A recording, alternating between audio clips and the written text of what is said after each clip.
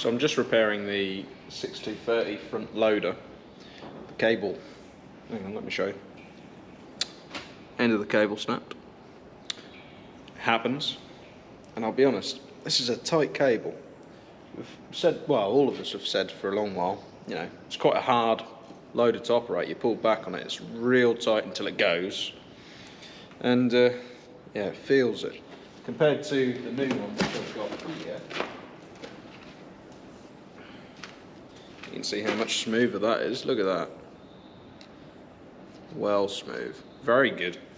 So, looking forward to putting the new cable on, because I think the loader, it's a very nice loader to use, but I think it's going to be even better. It's going to be well nice to operate. So anyway, I just thought I'd have a mini rant. Very good for rants on this channel. But John Deere, you've done it again. Stop overcomplicating things. So, inside, the joystick end, I kind of like, because it's a little bit complicated, but it's simple because it's making a really nice design out of few components. So what you have is, on the end of your cables, you have these ball pieces. So these balls, there's 3 of them. One is fixed at the front, that's one corner. Then another corner of this triangle is forward and back, or up and down. Then the other is tilt forward and backwards, which is side to side. And you can sort of work out how, if you have that on a set of balls, that would then, that then pivots on the fixed one, so that it's like that, but then it's lifting like that. I'm probably not showing it off very well. When I start putting it back together, I'll get a clip of sort of how it works. But I like that end. Then we come to the end that goes in the valve block, and I'll show you what we've got to deal with. I'll show it on the new cable actually, because I've got to put it on anyway. So take this nut off, and they did actually think this through, because the nut does actually come off this end, which is what it needs to do. So here's the old nut, we'll get rid of that. This is the old cover. Actually, I'm missing a bit. There's the other half of the cover. So this is the cover. And what we have here is, we have this piece, which I need to give a little bit of a clean because I dropped. This piece threads onto here.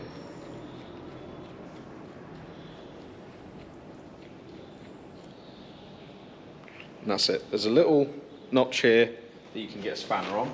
But I'll be honest, a spanner that small, I will introduce you to Mr. Pliers. So, gently we'll just hold the cable, nip that on, just by putting a screwdriver through the hole. Job's a good one. So, what we have here is the end that goes into the block, and out the back of the block there's a little shaft that just sticks out, and you slot it over here, put a pin through. Pin's not held in by anything apart from the cover. This cover has quite a lot of thread on it.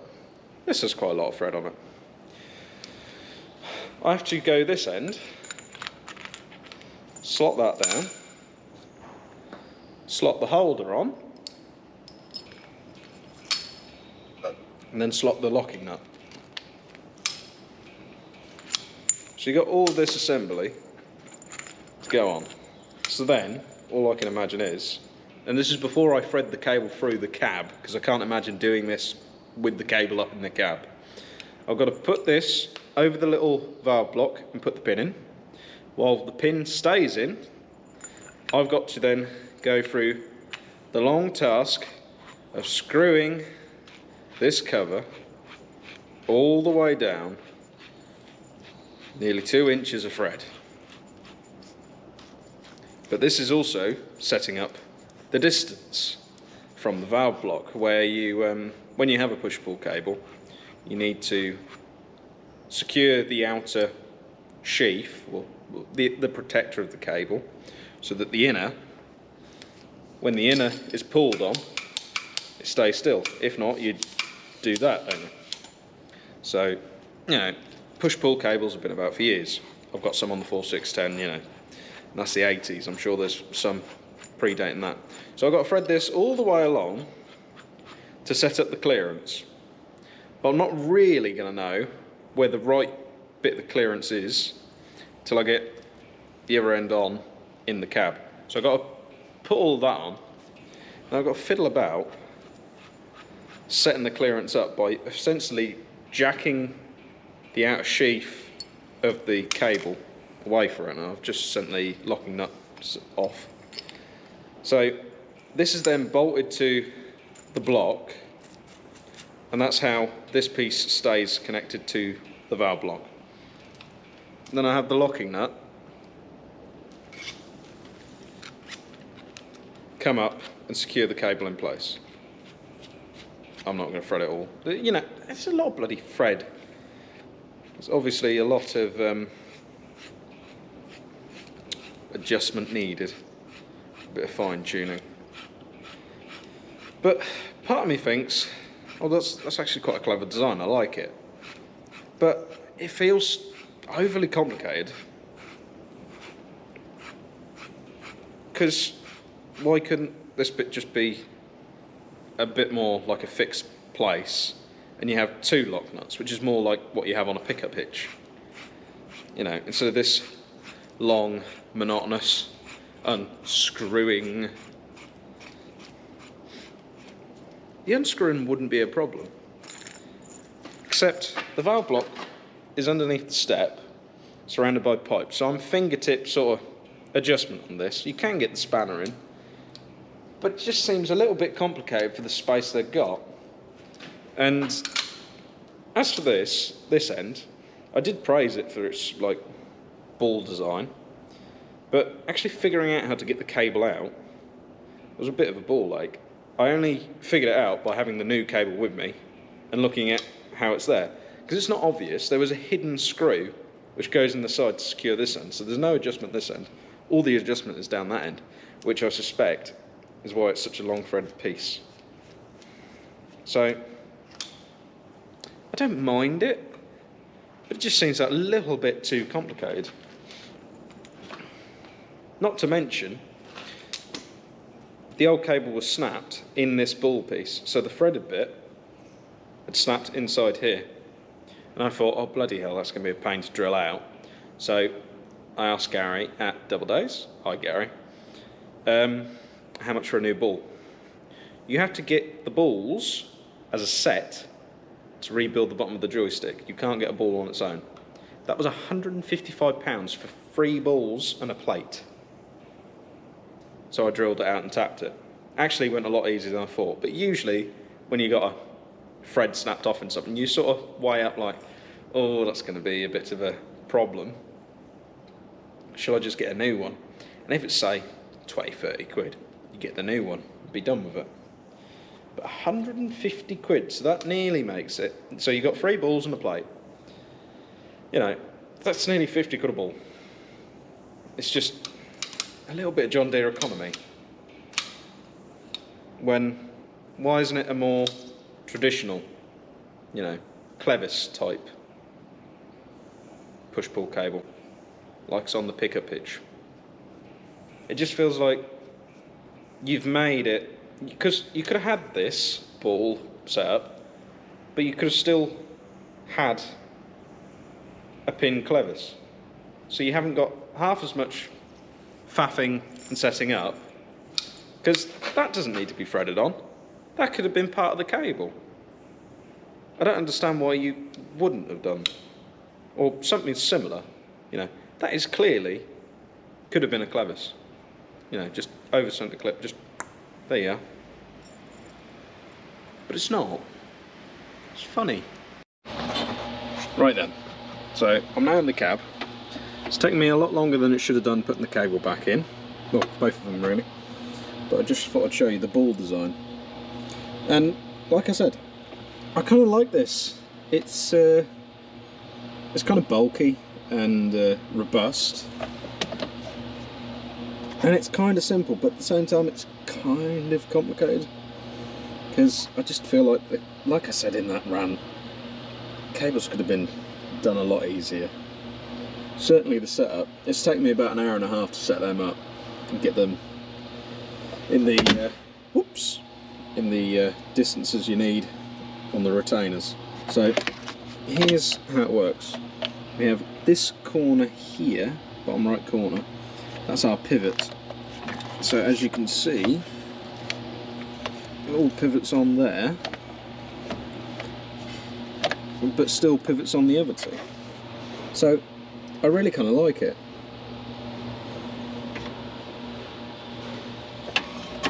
But that's as far as it goes. Taking an hour and a half to set it all up was an absolute pain. And now I've got the worst part on any John Deere to put back together, this right hand trim. And I know I've said it before in one of my videos. I think it was when I had the heater valve out. I think it was the other 230 though.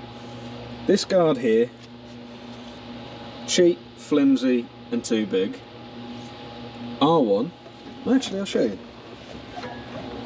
This tractor, many years ago, when the 30 series were our more mainline tractors, this used to be top conduct with a steering wheel and everything, which meant there was a lot of wires tucked down the side of it.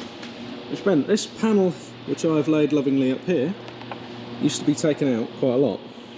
As you can see, it is cracked, it is damaged, it folds in every way. If they'd have just made it in two panels, like,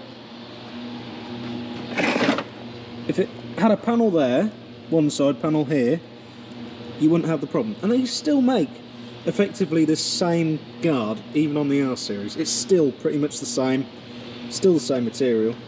You see, it's just, I hate it, I really do. Because you're not rough taking it out, it's just so tight and such a big panel, you crack it like this every single time. I've done them before when I was still at double days. I just hate this panel. Another mini rant. John Deere, stop it. You're meant to be a premium brand. And admittedly, this tractor is 12-year-old? No, 14-year-old. This is a 14-year-old tractor. Of course, it's older than you think. But it's not the point. This panel should have lasted a lot better. But I guarantee you, who else, leave a comment, has a 30 series and has this panel cracked? Because I've seen hundreds of these cracked. It's terrible. Right, time to chuck it in. Done. Mark is being very noisy over there, but I thought I'd let you have a better look at my balls. So if we lift up the rubber cover, now that it's all fixed in place, you can now really appreciate how this works.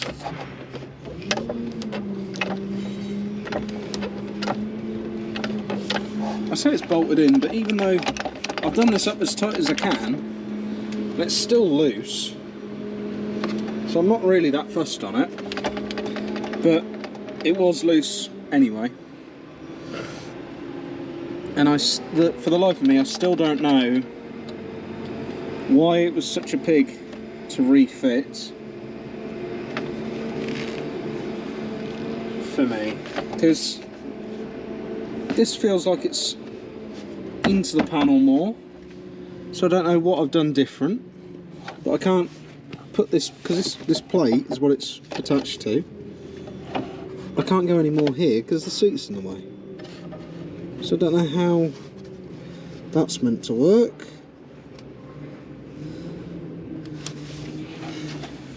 Also, this is my modification here. Got to the point where fresh cables were too resistant to being bent. I had to cut a bigger hole just to get everything in place, and that's not a biggie. And to be fair, that let a lot of frustration with this style of panel out, because I hate this panel with passion. But we can now say, I'll put that back on in a sec actually. You can now say she is working.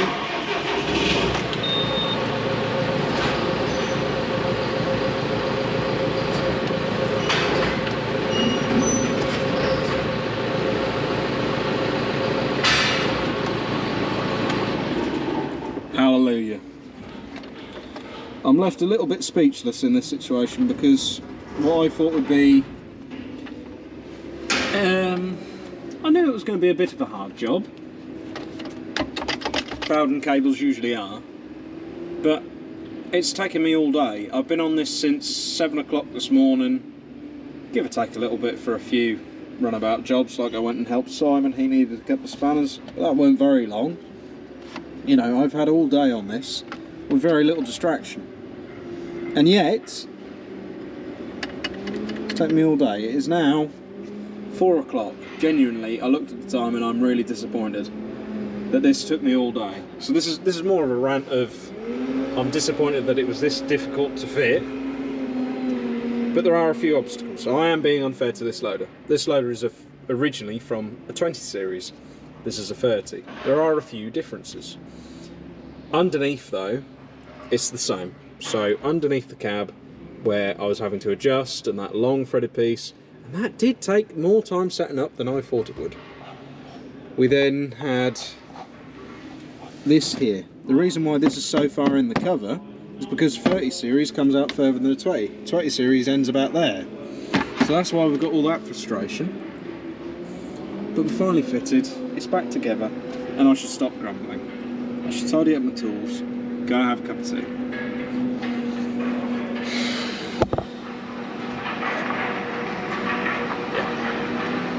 Did not enjoy this. That's all I can keep coming back to. Did not enjoy this, but I'm glad it's done. Because what an absolute pain.